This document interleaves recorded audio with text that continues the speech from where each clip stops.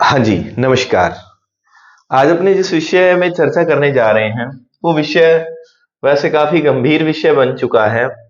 असल में एक हम किन मुद्दों पे चर्चा करेंगे, मैं पहले आपको बता देता हूँ। 5-7 मिनट की ये वीडियो रहने वाली है, जिसमें हम बात करेंगे ग्रेड थर्ड के जो नई वित्तीय स्वीकृति 2000 पोस्ट पर क्या वो 2000 पोस्ट ही रहेंगी या पद बढ़ेंगे? दूसरी बात, क्या थर्ड ग्रेड का जो रिजल्ट है वो अप्रैल के लास्ट वीक में आएगा या मई में आएगा या मई में भी नहीं आएगा? तीसरा, रीट की भर्ती कब आएगी? और चौथी बात हो जाएगी हमारी रणनीति कैसी होनी चाहिए। चलिए इस पे बात करते हैं। पहले मैं बात करता हूं थर्ड ग्रेड के रिजल्ट को लेकर कब तक आएगा, और इसके बारे में जो बात है 2000 पदों पर जो नोटिफिकेशन आना है वो कब तक आएगा, रीट पहले या वो सारी बातें, कुल आपत्तियां कितनी लगी, पहले इस पे बात कर लेते हैं। हम आपत्तियों पे आते हैं। ये सभी ने न्यूज वायरल हो रही थी, देखा होगा कि कुल जो है वो आपत्तियां जो लगी हैं वो कितनी लगी हैं, 108 प्रश्नों पर आपत्तियां दर्ज हुई हैं। अब इससे एक चीज क्लियर हो जाती है कि काफी बड़ा चेंजेस उत्तर कुंजी में आएगा। यानी कि लोगों के 10-10 प्रश्न कम हुए थे, अब 42 प्रश्न ही ऐसे बच जाते हैं कि जिन पर आपत्ति नहीं लगाई। इसका मतलब यह भी नहीं हो जाता कि इतने प्रश्न डिलीट होंगे या इनके उत्तर चेंज होंगे। कुछ एक प्रश्नों में फर्क पड़ेगा, 10-20 प्रश्नों पे आराम से पड़ जाएगा, ज्यादा भले ही हो जाए, ऐसी उम्मीद बताई जा रही है। कुल आपत्तियां जो है 2701 आपत्तियां लगी हैं। अब बोर्ड ने अपनी तरफ से ये क्या है कि जो आरटी में जवाब मांगा गया था, जो 2000 पोस्ट की बात कर रहे हैं वो भी आरटी के सिलसिले में ही है, किसी ने जवाब मांगा था। तो आरटी में इन्होंने फिर ये कह दिया कि विषय विशेषज्ञों की आंसर की में आपत्तियों के बारे में जो राय है वो गोपनीय है, सूचना के अधिकार की एक लाइन के तहत इन्होंने कहा। तो ये देय नहीं है, हम बता नहीं सकते कितना क्या कुछ चेंज रहेगा, लेकिन इतनी ये आपत्तियां किसमें हैं, ये L1 में है। तो इसका मतलब L2 का रिजल्ट जो है वो L1 से पहले आ जाएगा। क्लियर है कि 15 मई से पहले पहले पूरी तरह से रिजल्ट जो है वो जारी कर दिया जाएगा थर्ड ग्रेड का। अब बात आती है, मैं इस पे बात कर लेता हूं, फिर हम रीट की भर्ती पे बात करेंगे।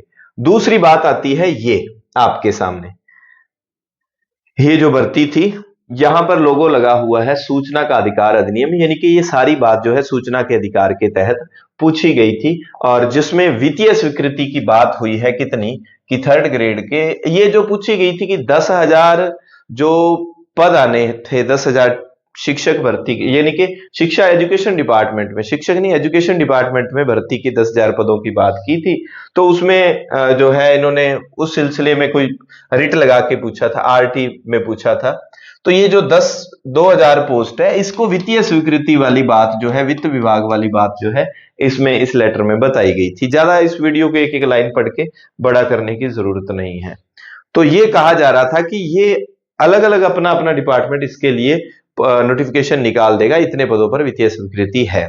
अब असमंजस की स्थिति ये हो गई कि ये तो बहुत कम पद है, 730, ये कोई पोस्ट है क्या 730 लेक्चरर पद पर, या सबसे बड़ी भर्ती की उम्मीद की जा रही थी। असल में ये क्या है कि डीपीसी होगी, उसके बाद ही गवर्नमेंट इन पे कुछ करेगी। ये आरटी लगा के, मैंने भी इस पे रील बनाई थी क्योंकि न्यूज आई, तो न्यूज के बारे में कि इतने पदों पर वित्तीय स्वीकृति मिल चुकी है, भर्ती निकालेंगे।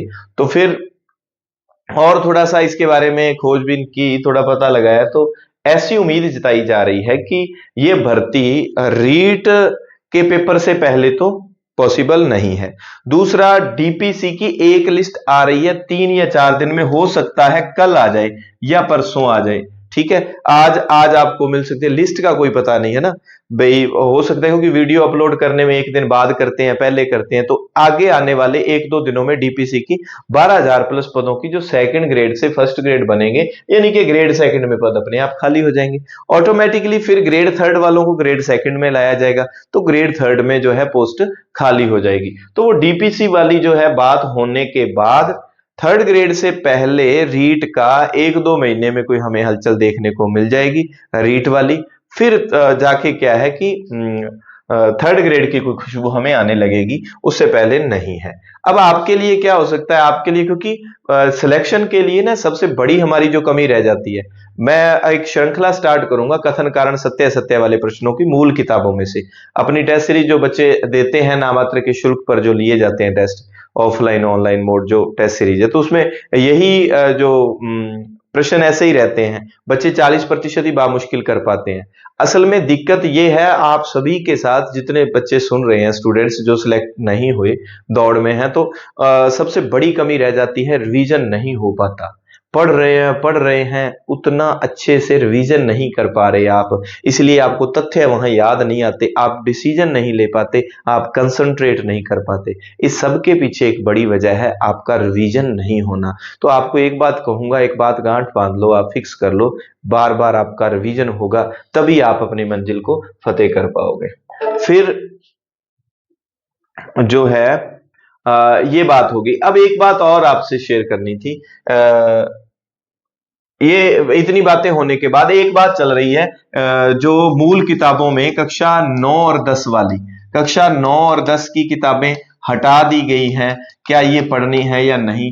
आप इन किताबों को पढ़ते रहें, इन किताबों को बदल के नए तथ्य जब आएंगे तो नए तथ्य डाल दिए जाएंगे, जिला वगैरह चेंज वगैरह, क्योंकि वो छठी की बुक में भी चेंज हुआ है। हालांकि इस लेटर को पूरे से अच्छे से देख के मैं इस पे 2-3 मिनट की एक रील आपको दे दूंगा। अपने इस पर जितना भी टीचिंग लाइन की आप तैयारी कर रहे हैं, जितने भी हिस्ट्री है, आर्ट एंड कल्चर है, ज्योग्राफी है, साइकोलॉजी है, आप अगर पढ़ना चाह रहे हैं मूल किताबों से, इसी चैनल पर आपको बहुत सारी वीडियोस मिल जाएंगी।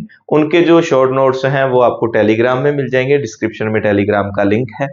आपको ठीक लगे तो आप चैनल को सब्सक्राइब कर लें, विद्यार्थी हित में सूचना को शेयर कर दें और टेलीग्राम ज्वाइन कर लें। मिलते हैं नई वीडियो के साथ। धन्यवाद। जय हिंद, जय भारत।